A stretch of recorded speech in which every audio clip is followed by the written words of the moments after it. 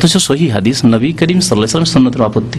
যদি তরজি জায়েজ না, মক্কাটা নেব না, তো একামত আবার মক্কা ডবল কেন নেবো? একামতে কেন আল্লাহু আকবার আল্লাহু আকবার আল্লাহু আকবার আল্লাহু আকবার আশহাদু আল্লা ইলাহা আশহাদু আল্লা ইলাহা, এটা ডবল কেন আবার? এখান থেকে কিছু আর ওখান থেকে কিছু না, নিলে দুটোই নিতে হবে।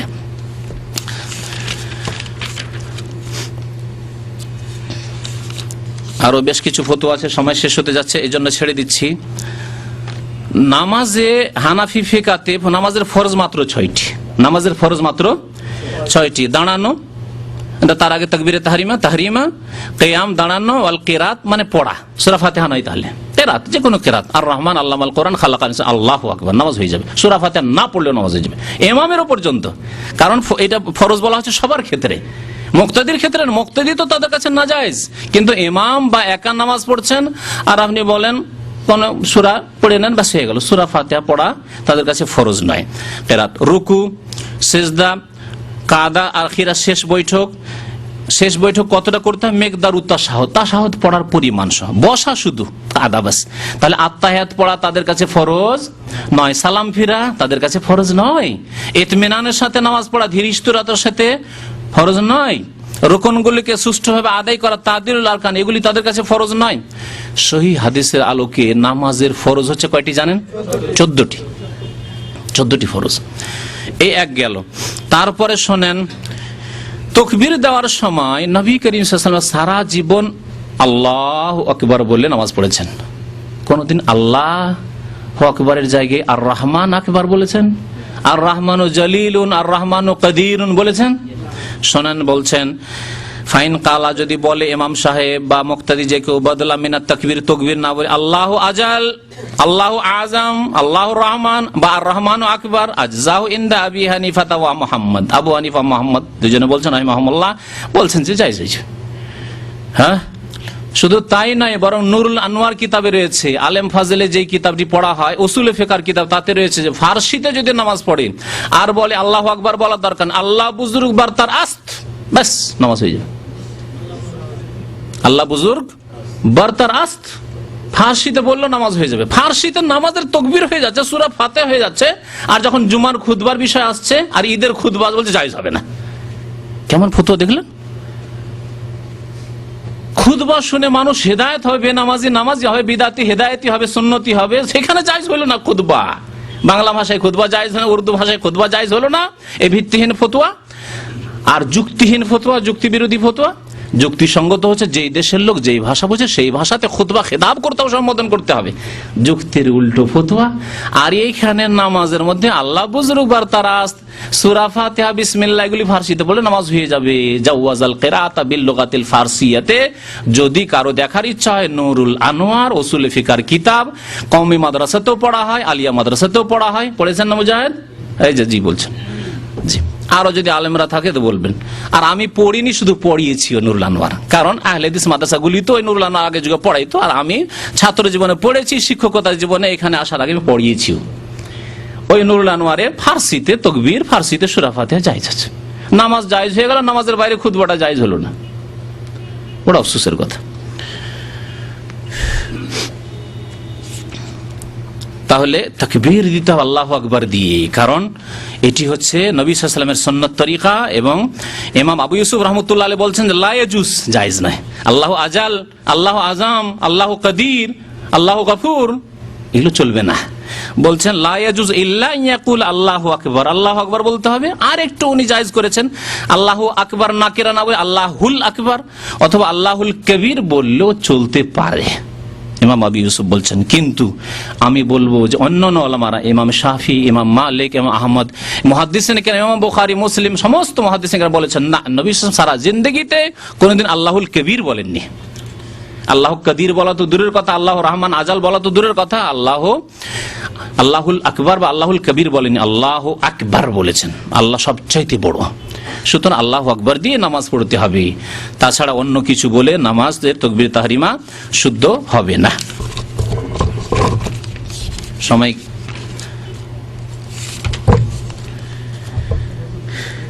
আর একটি ফতোয়া, হানাফি ফিকার ফতোয়া হচ্ছে ওয়ায়ুকরাহু তাকদিমুল আবদে ওয়াল আরাবি ওয়াল ফাসিক ওয়াল আমা। বলছে যে ইমামতি দেওয়া গোলামকে, যদি দাস হয়, কৃত দাস, তো ইমামতি দেওয়া মাকরুহ তাদের কাছে। বেচারা গোলাম হয়ে গেছে, ভাগ্যচক্রে গোলাম হয়ে গেছে। এটা আবার তার ইমানে কি দুর্বলতা আছে? দুর্বলতা আছে? আল্লাহওয়ালা হইতে পারে গোলাম। নবী করিম সাল্লাল্লাহু আলাইহি ওয়াসাল্লামের বহু সাহাবী, বহু তাবেঈন, বড় বড় আলেম হয়েছেন তারা। নাফে মাওলা ইবনে ওমর, আব্দুল্লাহ বিন ওমরের স্বাধীনকৃত গোলাম নাফে বড় আলেম ছিলেন তাবেঈদের মধ্যে। এরকম বহু রয়েছেন সাহাবে কেরাম তাবেঈনদের মধ্যে। তারপরে আরবি না হয় বেদুইন, ফাসিক না হয় ফাসিক, ঠিক আছে, তাদের ইমামতি মাকরুহ। ওয়াল আহমা, অন্ধ, হানাফি মাযহাবে অন্ধের ইমামতি মাকরুহ। আরাফার মাঠে বর্তমানে আজকে প্রায় 20-25 বছর থেকে, কারণ আমার সৌদি আরবে 21 বছর হয়ে যাচ্ছে, তো এই 20-21 বছর থেকে দেখে আসছি প্রত্যেক হজে যে ইমামতি করেন আরাফার বড় জামে মসজিদের মসজিদ নামের আর কে বলেন? হ্যাঁ, সৌদি আরবের বর্তমান প্রধান মুফতি, তার নাম আব্দুল আজিজ বিন আব্দুল্লাহ আল শেখ। তিনি দুই চোখের অন্ধ। তাহলে কি মাকরুহ ইমামতি হচ্ছে আরাফায় এই হানাফি ফিকার মতে? একটি এটা বাস্তবে বলতে পারেন হ্যাঁ মাকরুহ হচ্ছে।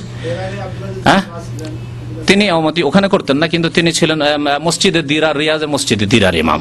রিয়াজের সবচেয়ে বড় যে মসজিদ জামে কবির যেটাকে বলা হয়, যেমন শিকর জামে কবির বলা হচ্ছে এই মসজিদকে, রিয়াজের জামে কবির বলা হয়, দিরার বড় জামে মসজিদ। আমি দেখেছি, নামাজ পড়েছেন। সেখানকার ইমাম ছিলেন বিন বাজ আগে, আর এখন এই আলী শেখ রয়েছেন, এখনো অন্ধ। তাহলে কি মাকরুহ ইমামতি এত যুগ যুগ ধরে 30-40 বছর ধরে চলে আসছে? আরো শোনেন, এখন এগুলি তো না হয় মানুষের আমল আমরা পেশ করব না, এমনিতে পেশ করলাম। দলিল হিসাবে যখন পেশ করব, রাসূলুল্লাহ সাল্লাল্লাহু আলাইহি ওয়াসাল্লাম যখন জিহাদে গিয়েছেন, মদিনার মসজিদে নববীর ইমাম নায়েব, তার অ্যাসিস্ট্যান্ট স্থলাভিষিক্ত নিযুক্ত করেছেন কাকে বলতে পারেন? আব্দুল্লাহ বিন উম্মে মাকতুম আল আমা, দুই চোখের অন্ধ। আমরা জিহাদে যাচ্ছি, তুমি যতদিন আমরা আসবো না, আমি আসবো না, মুহাম্মদ সাল্লাল্লাহু আলাইহি ওয়াসাল্লাম রাসূল আসবো না, তুমি এই মসজিদে নববীর ইমামত করবে। তাই নবী সাল্লাল্লাহু আলাইহি ওয়াসাল্লাম কি মাকরুহ ইমামতি দিয়ে গেছেন? অন্ধ হইল বেচারা, আল্লাহওয়ালা যদি হয়, আলেম হয়, দিনদার হয়, হাফেজ হয়, সুন্দর কিরাত হয়, তাহলে তার ইমামতির বাধা কোথায়?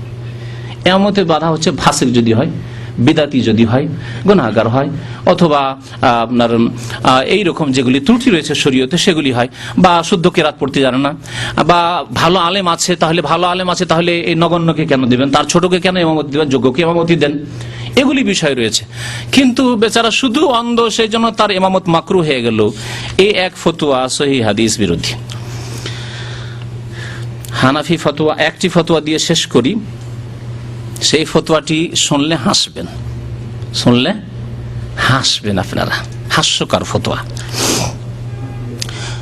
হানাফি ফতোয়া কি বললাম যে তাদের কাছে নামাজের ফরজ হচ্ছে 6টি, তার মধ্যে সালাম আছে কি না? শুধু তাশাহুদের সমান বসে, আত্তাহিয়াতুর সমান, শুধু আত্তাহিয়াতু আল্লাহুম্মা সাল্লি আলা মুহাম্মাদ, তাদের কাছে ওটা সুন্নত। দুরূদ পড়া, দুরূদ ইব্রাহিম পড়া তাদের কাছে সুন্নত।